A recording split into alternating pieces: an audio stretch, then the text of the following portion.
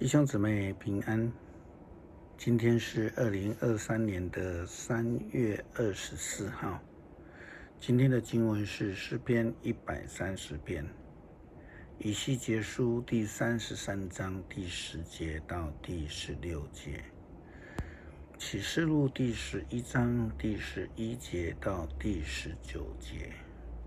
今天要跟大家分享的主题是责任。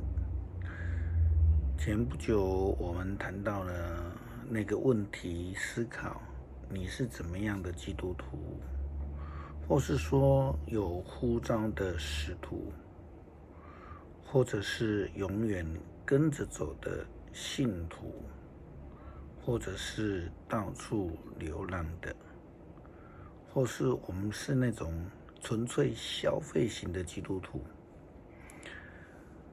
在民主的制度里面，有许多人喜欢谈权力跟权利，但是却忘记了民主制度其实更强调的是责任跟义务。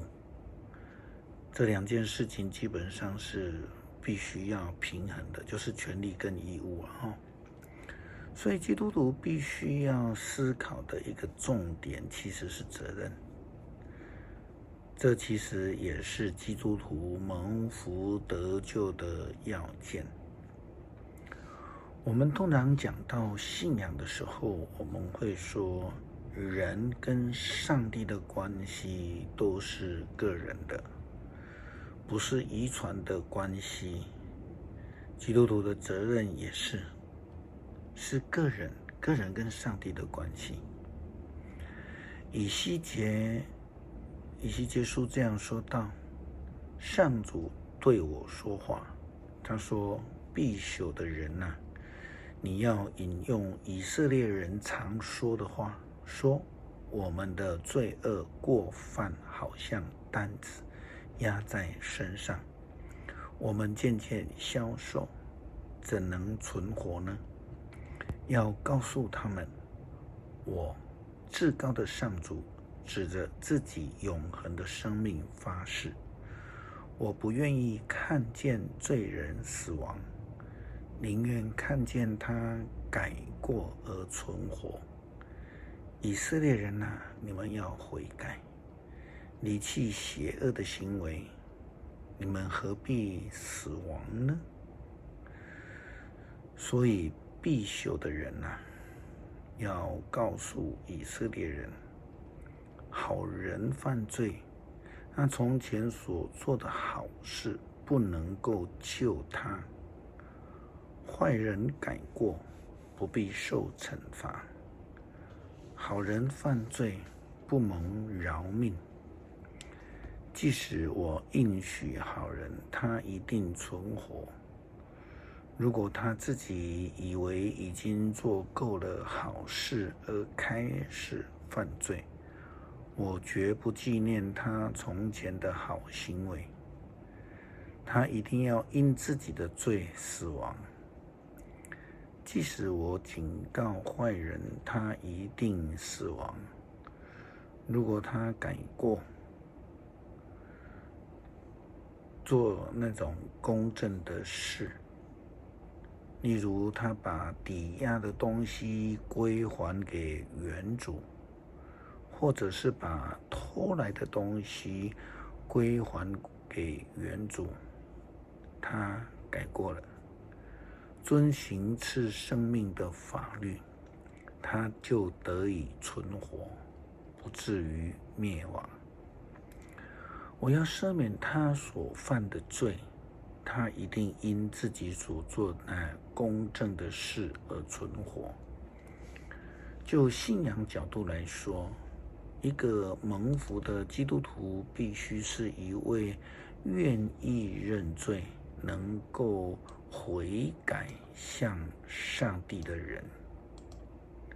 就如同耶稣基督的门徒约翰所说的，如果我们说自己没有罪，便是欺骗自己，真理就跟我们没有关系的。如果我们向上帝认罪，他是信实公义的，他要赦免我们的罪，要洗净我们所犯的各种的过错。如果我们自己说没有犯过罪，我们就等于把上帝当成撒谎者，他的道就跟我们没有关系了。这是在约翰一书第1章第8节到第10节。这是基督徒的责任，我们必须自己去面对上帝，去面对我们的生活，去跟随上帝的脚步，走在上帝的道路，如同以西结转告上帝的话语给以色列人所说的。他说要告诉他们，我至高的上主指的自己永恒的生命来发誓，我不愿意看见罪人死亡，宁愿看见他改过而存活。以色列人啊，你们要悔改，离弃邪恶的行为，你何必死亡呢？坦然的面对上帝，对付自己的软弱，是一个蒙恩得福基督徒得福的一个唯一的方式。因为圣经其实也告诉我们，上帝的救恩虽然单言了，是因为上帝不愿有一个人沉沦，他愿人人都得救。在基督教的信仰强调人自己跟上帝建立的关系，就如同约翰福音第3章16节到第18节所说的，神爱世人，甚至将他的独生子赐给他们，叫一切信他的不至灭亡，反得永生。因为上帝差他的儿子降世，不是要定世人的罪，乃是要叫世人因他得救。信他的人不被定罪，不信的人罪已经定了，因为他不信上帝独生子的名。只要相信的人就能够得到永生。所以每个基督徒非常清楚的，就是必须要负起自己的责任，来接受耶稣基督的救恩，来跟随上帝的脚步。今天启示录的经文也提到个人在救恩上面这件事情。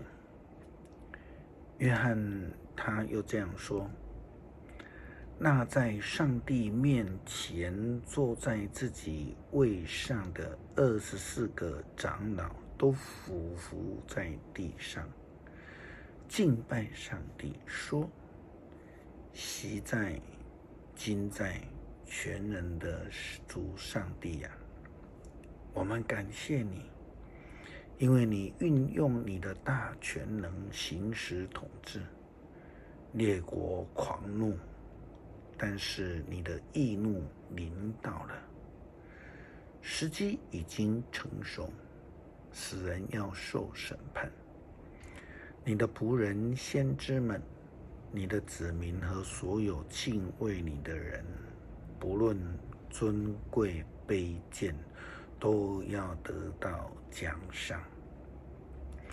那些毁灭大地的人要受毁灭。约翰提到的你的子民，其实就是说现代的基督徒们。他说无论尊贵或是卑贱，都要得到奖赏。这跟约翰福音3章所说的这些人都要得救。所以基督徒千万不要只求自己的益处，应当要看重自己在救恩里面的呼召。我们需要在教会里面担起自己的责任，要懂得遵守诫命、教会的规范，要愿意付出，要使人得益处，要能够荣耀上帝的圣名。诗篇130篇，上主啊，我在绝望中求告你。